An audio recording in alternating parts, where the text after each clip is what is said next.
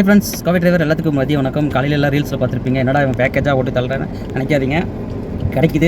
கிடைக்கும் போது நம்ம டைலாக் தான், காட்டடிக்கும் போது தூற்றுக்கொள்னு சொல்லுவாங்க. ஸோ அது மாதிரி காட்டடிக்கும் போது நம்ம வாடகை ரொம்ப டக்கு டக்குன்னு எடுத்துகிட்டு உட்காந்துக்கோணுங்க. அது ஆடி மாதம் வந்து கிடைக்கிது, பரவாயில்ல. நைட்டு கொஞ்சம் பரவாயில்லைங்க, நாலு புக்கிங் என்னமோ எடுத்தேன். Okay right. சிஎன்ஜி ஃபுல் பண்ணி வச்சிருந்த கடைக்கு பரவாயில்ல. கரூர் போட்டு தான் சிஎன்ஜி அடித்தேன். அந்த சிஎன்ஜி தான் பர் டேங்க் இருக்குது, போகும்போது அடிக்கணும். கரூர் சைடே போய் அங்கே அடிச்சுட்டு போய் போயிடலாம். மெயினாக லாகின் வச்சு தான் ஓரளவுக்கு கிடைக்குங்க, பரவாயில்ல. முசிறி ட்ராப்பு கஸ்டமர் அருமையான கஸ்டமருங்க. பார்த்தீங்கன்னா சாப்பிட சொன்னாங்க, நான் சாப்பிட்டு தூங்கிடுவேன். அதனால் வேணும்ட்டு டீ மட்டும் சாப்பிட்டேன். ஸோ அவுட் ஸ்டேஷன் இந்த மாதிரி வெளியூர் வரும்போது நம்ம தூக்கம் கட்டாலுமே சாப்பிட்றத அவாய்ட் பண்ணிக்கணும்.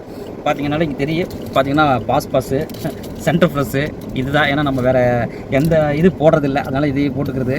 ஸோ அப்படியே மெதுவாக அப்படியே வரலாம். கொஞ்சம் கரூர் வந்து கொஞ்சம் ரெஸ்ட் எடுத்துகிட்டு அப்படியே உள்ளே வரலாம், ஏன்னா கண்ணெல்லாம் எரியுது இப்போவே.